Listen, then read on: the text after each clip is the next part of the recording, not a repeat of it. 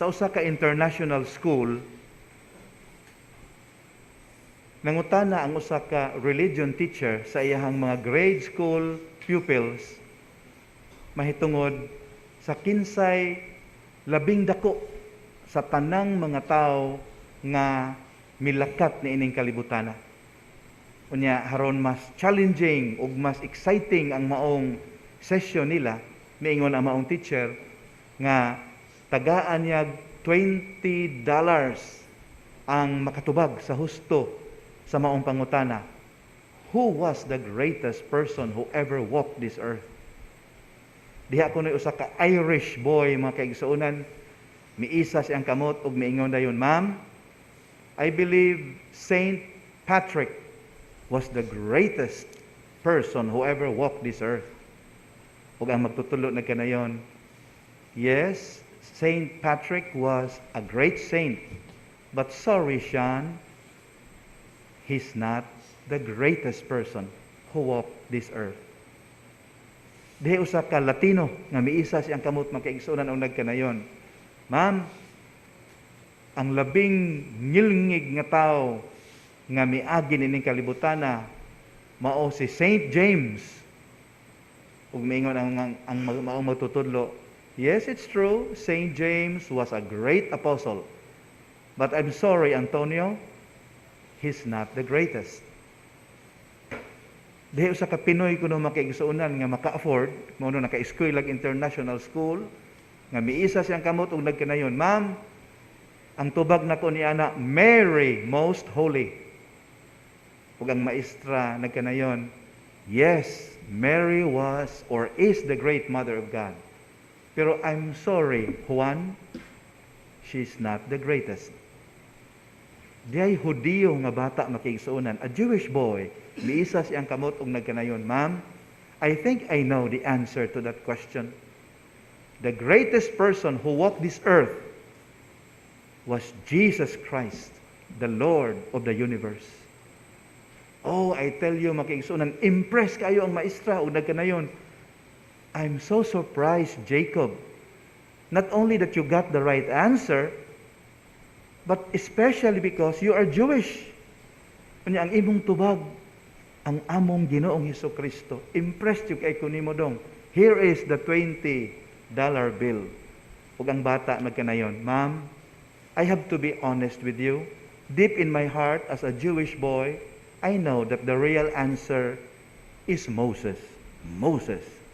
But, you know, business is business." Mga kaigsuonan, the business of proclaiming that Christ is King should not be anchored on convenience, but on conviction. Mao na makigsuonan nga sa ato ang panagtigom karon, gipahimug-atan gyud sa mga pagbasa o sa Salmo Responsorio ang dakong kalainan sa pagkahari sa Ginoo gikan sa matang sa pagmando sa kalibutanong matang sa pagkahari. Gidistinguish gyud niya nga lahi ang matang sa pagkahari sa Ginoo. Unang punto sa atong pamalandong, God ordained that His eternal and universal reign would be gloriously revealed in the lordship of the crucified and risen Christ. Palihog, basahan ninyo ug ampue ang sulat ngadto sa mga Ebreo, chapter 12, verses 1 and 2. Mga kaigsuonan, gipadayag sa ato ang Ginoo ang iyang pagkahari, pinaagi sa iyang mapaubsanong pangalagad o sa paghatag sa iyang kinabuhi alang sa kaluwasan sa tibuok kalibutan. Dili siya interesado sa pag-angkon og political realm and constituency, kundili interesado siya sa paghari sa matag kasing-kasing nga matuuhon, sama sa pagbayaw kaniya ngadto sa labing hataas nga dapit sa kalangitan sa iyang langitnong amahan. Maunay iyang gipangandoy. Lahi kaayo sa mga gamhanan ining kalibutan nga andam ug dali ra kaayong makapadala sa ilang mga ginsakupan aron makigbisog ug magpakamatay alang kanila, ang atong Ginoo mismo maoy nakigbisog ug nagpakamatay alang sa iyang pinalanggang katawhan. So makaingon ta makiigsuonan, His crucifixion became His royal enthronement, and His cross became the symbol of His glorious kingdom. Nga nagtawag ka nato sa pagtugyan sa atong tibuok kinabuhi ngadto kaniya diha sa atong mapaubsanon ug mainantuson nga pangalagad subay sa iyang bag-ong mando sa paghigugma. Unsay leksyon nga angay natong timan-an sa unang punto? Labing gamhanan kita mga kaigsuonan, isip simbahan, kung atong awaton, kung atong sunon kanunay ang pagkamapaubsanon sa Ginoo. Apan, mamahimo kitang labing huyang kung atong saligan og sugod ang atoang number, gidaghanon, isip mga Kristohanon. The moment we begin to put our trust in influence and our material resources as a church. Obserbahe sa history of sa simbahan. Kanusa ang simbahan labing epektibo sa panahon nga siya gilutos, sa panahon nga wala siya gahom, sa panahon nga nagsunod gud siya sa panag-ingnan sa iyahang magtutukod. Kanusa ang simbahan nahimong makalilisang sa iskandalo? Sa panahon nga ang simbahan nakigsayaw, nakigtanggo sa mga gamhanan o mga adunahan ni ining kalibutan. Never forget that. Basahan ninyo ang church history for you to be convinced of what I am saying now. Akong balikon makiigsuonan, ang pagkahari sa Ginoo iyang gipakita diha sa mapaubsanong pagpangalagad. Lahi gayod ang iyang pagkahari. Mauna nga di gid unta ma-threaten ang mga temporal rulers of this world kay dili siya interesado sa ilang posisyon. Ikaduhang punto mga kaigsuonan, ato gining isud sa ato ang alimpatakan, ilabi na gyud sa ato ang galamhan, sa ato ang kasing-kasing, kay importante kaayo ni. Allegiance to Christ the King is commitment to the splendor of the truth. Palihog, basahan ninyo o pamalandungi, second letter of Paul to the Thessalonians, chapter 2, verses 8 to 12. Ambot nakabantay ba mo mga minahal? Nining kalibutana, apason kaayo ang kamatuoran, elusive. Nganuman, tungod kay daghan kaayo nining kalibutana ang mihugpa nga misinformation, disinformation, historical revisionism, cancel culture, and virtue signaling, to mention a few. Ug tungod niining maong mga gahom mga kaigsuonan, mapugos ang tao karong panahon na. Ilabi na diha sa social media sa paghangop na lang sa mga fake news ug mga half-truths haron dili ta initan.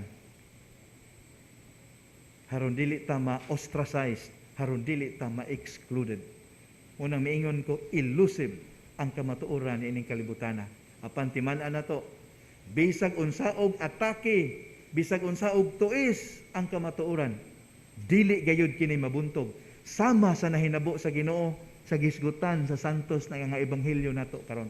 Unsay nahinabo sa Ginoo? Imbis siya mao ang gitaral ngadto sa hukmanan, uy nabaliman.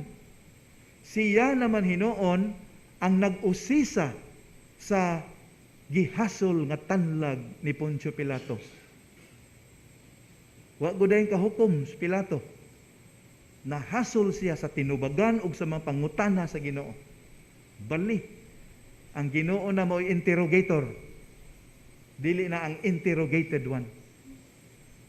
Unya, imbes ang Ginoo maoy mahimong restless tungod sa impending capital punishment alang kaniya, bali ang nahitabo. Siya na hinuon ang nagtayog sa nag-alindasay nga mga kasing-kasing sa mga punuan sa mga Hudiyo. Wa mahimutang murag nangabuang ang mga punuan sa mga Hudiyo by the way Christ conducted himself in the face of such travesty of justice. Unsay naa kaniya? Husto. He was on the side of truth. Munang gamhanan kaayo siya. Mga kaigsuunan, sama sa mga Hudiyo, si Pilato wala makadungog sa tingog sa Ginoo. Simple, tungod kay wala kaniya ang kamatuoran. Klaro kay itong ebanghelyo karon, makadungog lang di ita sa tingog sa Ginoo kung anaa kita sa kamatuoran. Pero kung nagpuyo kita sa bakat, ang dali na po natong dawaton o ang dali na po natong mauyonan ang mga bakat rasan. Mao na mga minahal nga unsay gihimo nila, ilang gihukman ang Ginoo. Dili subay sa kamatuoran mahitungod kaniya, no? Kundili sumala sa mga bakat, mga tumo-tumo ug mga pagpihig, prejudices and biases, simply because the Lord defied logic by His life and ministry. Mga minahal, unsay leksyon nga angay natong timaan ini ikaduhang punto. Dili gayud unta kita maminaw sa mga nagkadaiyang tingog ni ining kalibutana nga nagmantala ug nagkasumpaking mga kakawangan. Paminawon lamang unta nato ang tingog lamang sa atong Ginoo. Nganuman kay siya ang pulong nga nagpakatao ug siya dili gayod mamakak. Wa mo mangutana makaigsuonan ngano nga ang atong celebration unta karon Christ the King of the universe, ngano nga ang atong ebanghelyo murag kontrakumpas man, naghisgot man sa iyahang passion. Ngano kaha? Buot sa simbahan makiigsuonan nga atol ni dakong piyesta atong tutukan ang usa ka yugto sa passion narrative mahitungod sa atong Ginoo, haron ato jung matino, atong masabtan nga ang pagdawat di ay sa paghari ni Kristo, ang pagpasakop di ay sa gingharian sa Dios, mao ang dili pagpadaog sa daotan ug ang pagbuntog sa daotan pinaagi sa maayo. Pamalandungin ninyo palihog, Romans chapter 12 verse 21. Pipila kagutlo sukad karon mga lawat kita. Kunya ang atong kalawaton dili something kundi someone, a VIP, our Lord, the King of the universe. Makat ununta kita gikan kaniya. Pinaagi sa pagkumbinser sa atong kaugalingon nga kung gusto tang maghari uban kaniya, kinahanglang andam ta nga mga lagad o magantos for and with Him. Viva Cristo Rey!